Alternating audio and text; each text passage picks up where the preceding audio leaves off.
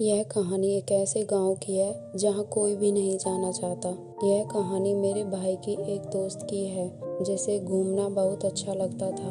वह नए नए पर्यटन स्थानों पर जाना चाहता था, लेकिन वही बात कि हर चीज़ के लिए तो पैसे चाहिए और पैसों के लिए तो कमाना पड़ेगा। तो यह भाई एक मध्यम वर्ग परिवार से है, हमारी तरह। इसलिए इन्होंने मन बनाया कि 12th होने के बाद भी मैं एक नौकरी कर लूँगा और इससे मेरे परिवार की मदद भी हो जाएगी। फिर धीरे धीरे कुछ पैसे मैं जमा करता रहूँगा और अपने नई नई जगह घूमने का सपना भी पूरा कर पाऊँगा। तो उसने एक कंपनी में जॉब कर ली, लेकिन कुछ महीनों के बाद उसे एक बात पता चली कि उसके नाना जी ने गुजरने से पहले अपनी प्रॉपर्टी का बंटवारा किया था। तो उसकी मम्मी के नाम जो प्रॉपर्टी आई है उसे उसके घर में चलती पैसों की तंगी के कारण बेचना पड़ेगा। तो अशोक झट से बोला कि मम्मी, आपको तो काफी वर्ष हो गए, आपको मामा मामी की याद नहीं आती है? आप कभी दोबारा गांव क्यों नहीं चलते हो और ना ही हमें वहां जाने देते हो? तो इस बार जब आप जगह देखने के लिए वहां जाओ तब मुझे भी अपने साथ ले चलना। यह बात सुनकर अशोक की मम्मी कुछ ज्यादा परेशान हो गई और कहने लगी कि अरे, तुम्हारी तो जॉब लगी हुई है ना बेटे, तो तुम वहाँ चलकर क्या करोगे? लेकिन अशोक नहीं माना। उसने कह दिया कि जॉब जाए तो जाए, लेकिन उसे अपने कजन भाई बहनों से मिलना है और गांव भी घूमना है। अशोक के बहुत जिद करने पर उसकी माँ मान गई। अब यह लोग ट्रेन से निकल पड़े गांव पहुंचने के लिए। अब इनके सामने वाली सीट पर कुछ लोग बैठे हुए थे, जिनमें से एक अम्मा ने अशोक की मम्मी से बातचीत करनी चालू करी और पूछा, तुम कहाँ जा रही हो बेटी? तो उन्होंने अपने गांव का नाम बता दिया। जैसे ही उस अम्मा ने गांव का नाम सुना तो वह भी घबरा गई और कहने लगी, तुम वहाँ क्यों जा रही हो?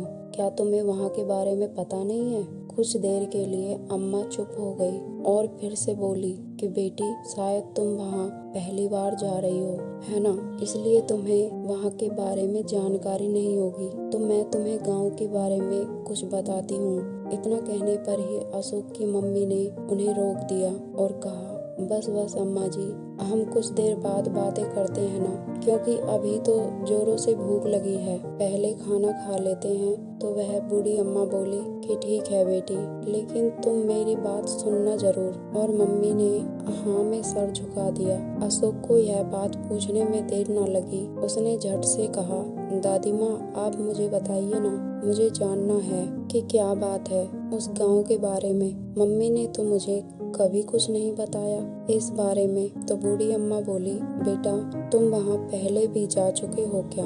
अशोक बोला, हाँ, मेरी मम्मी का मायका और मेरा ननियाल है वह गांव, पर मम्मी मुझे जब मैं बहुत छोटा था तब लेकर गई थी।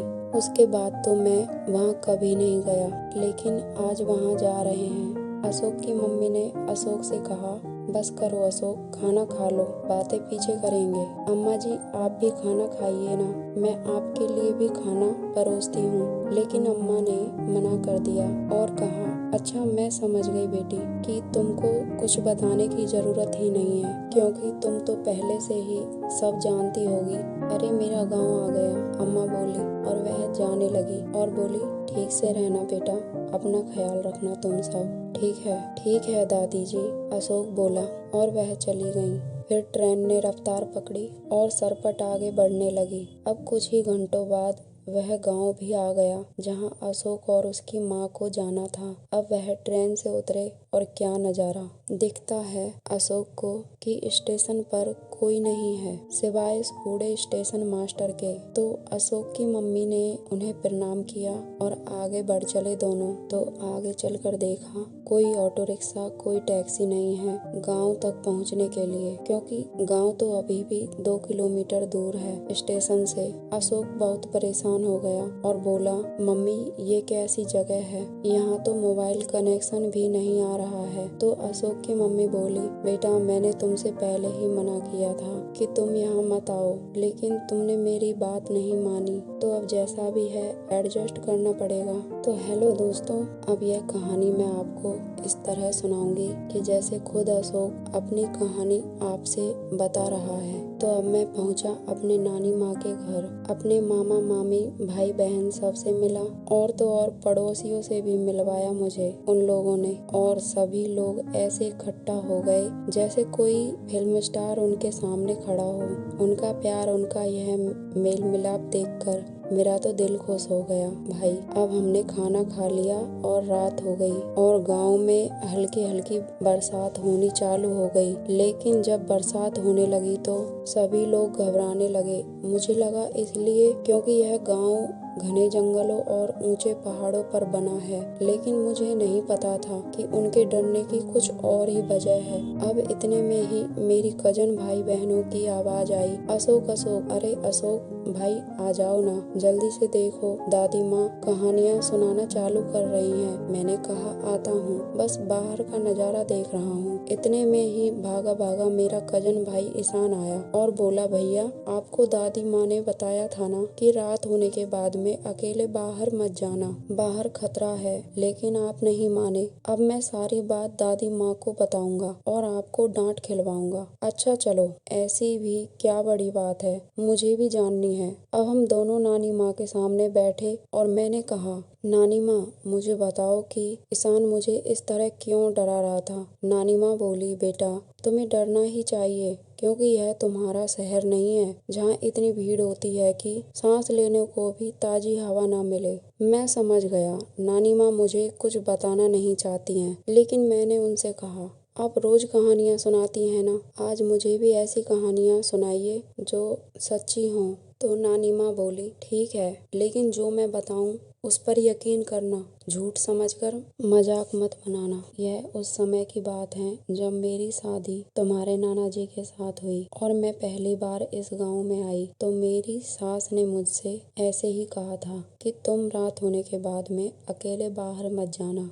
हमको बताना, हम तुम्हारे साथ चलेंगे। लेकिन मैंने एक दिन उनकी बात नहीं मानी। सब सो रहे थे, मुझे टॉयलेट जाना था, तो मैंने सोचा इनको क्यों परेशान करूं, मैं खुद ही चली जाती हूँ। टॉयलेट कुछ ही दूरी पर तो था, लेकिन आसपास घना जंगल, तो मुझे डर लग रहा था, लेकिन मैं हिम्मत करके वहाँ चली गई। और जब मैं अंदर थी तब एक आवाज आई जो तुम्हारे नाना जी की थी। वह मुझसे कह रहे थे कि तुम्हें कितनी देर हो गई है, जल्दी बाहर निकलो। मैंने कहा, आती हूँ ना, थोड़ा सब्र करो। मैं जल्दी से बाहर आई। मैंने देखा वहाँ तो दूर दूर तक कोई नहीं था। फिर मैं घर की तरफ बढ़ने लगी। अब जैसे जैसे मैं चलूं मुझे ऐसा लगे कि मेरे पीछे कोई चल रहा हो। मुझे डर तो लग रहा था, पर मैंने पीछे मुड़कर ध्यान से देखा तो बहुत दूर कुछ चमक रहा था। मैंने सोचा कोई जानवर है। मैं तेजी से घर की तरफ भागी और सीधा घर में जाकर ही रुकी। अब मैं खिड़की से बाहर देखूं तो मुझे ये क्या दिखा, अपनी आंखों पर यकीन न हुआ। कोई मुझे पेड़ के पीछे से झांक कर देख रहा था और मेरा नाम ले रहा था, बिल्कुल तुम्हारे नाना जी की आवाज में। और पेड़ पर उल्टा लटक कर बोला, आज तो तुम बच गई, लेकिन दोबारा फिर आओगी तब नहीं छोड़ूंगा। मैं जोर से चीखी। सभी लोग उठ गए और उन्होंने देखा मैं जोर जोर से रो रही थी। तब मैंने सबको यह बात बताई और सबने मुझे बहुत डांटा। कहा, हमने तुम्हें मना किया था ना, रात को अकेले मत जाना, यहाँ खतरा है, लेकिन तुमने हमारी बात नहीं मानी। अब वह तुम्हारा पीछा करेगा। अब मेरी सासू माँ मुझे एक पंडित जी के पास ले गईं। उन्होंने मेरे लिए एक रक्षा सूत्र बनाया और मेरे गले में डाल दिया। तब से मैं कभी अकेले बाहर नहीं गई। फिर मैंने अपनी सासू माँ से पूछा, यह क्या था? तब उन्होंने बताया कि एक किसान ऊपर पहाड़ी पर बनी एक छोटी सी झोंपड़ी में रहता था। उसकी एक सुंदर पत्नी थी और वह खुशी खुशी अपना जीवन यापन कर रहा था। इसी बीच एक परदेसी उनके घर पर आया और उसने किसान से कहा, भाई मुझे आप कुछ दिनों के लिए अपने घर में रख सकते हैं क्या? किराए पर। आप जितना बोलोगे उतना ही रेट दूंगा।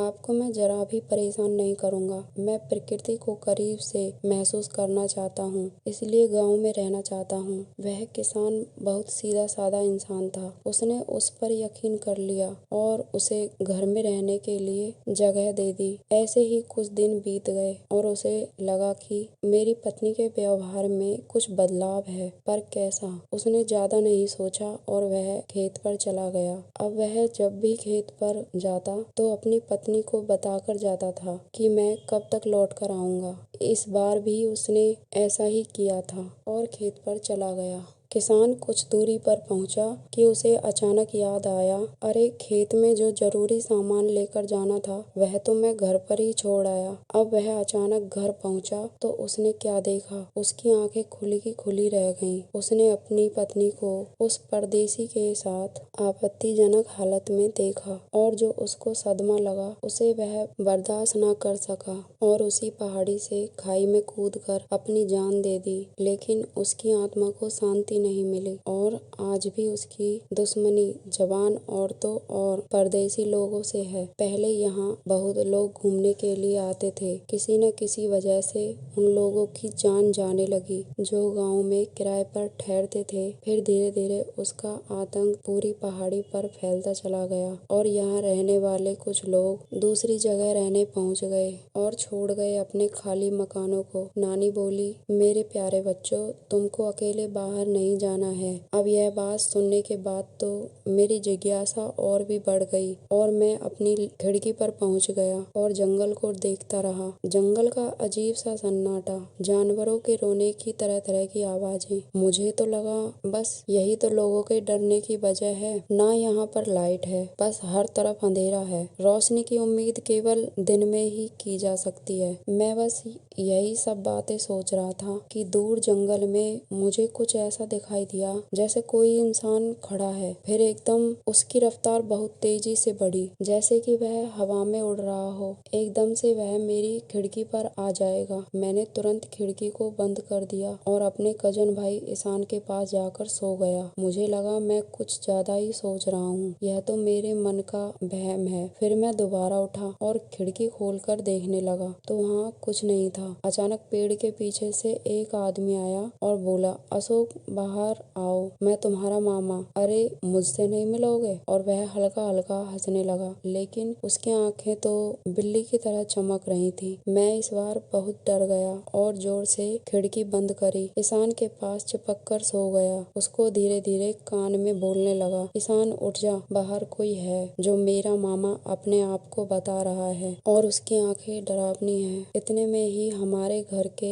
मेन दरवाजे को कोई जोर जोर से खटकाने लगा। सभी लोग एकदम से जाग गए और नानी माँ के पास पहुँच गए। मामा मामी, मेरी माँ, मैं, मेरे कजन भाई बहन। नानी माँ ने सभी से पूछा, क्या तुमने किसी ने भी मेरी बात को नहीं माना? अकेले बाहर गए या कुछ भी गलत किया है? अगर ऐसा हो तो मुझे अभी बता दो। सभी ने मना कर दिया और कहा, हमने कोई नियम नहीं तोड़ा। फिर मेरा नाम लेकर कोई बाहर से आवाज लगाने लगा तो सभी एकदम डर गए और नानी माँ बोली, कोई भी हाँ में उत्तर नहीं देगा और बिल्कुल खामोश हो जाओगे। किसी की भी कोई भी आवाज नहीं आनी चाहिए। लेकिन मैंने कहा, नानी माँ, कोई जान पहचान वाला व्यक्ति भी तो हो सकता है। तो नानी माँ ने कहा, बिल्कुल चुप। नाम लेकर 3 बार आवाज आई और उसके बाद किसी के जोर जोर से हंसने की आवाज आने लगी और कहा, अच्छा तो तुम पहचान गए हो। अब दरवाजा खटखटाना भी बंद हो गया और आवाज आनी भी बंद हो गई। फिर जोर जोर से कुत्तों और जानवरों की रोने की आवाजें आने लगी। अब मुझे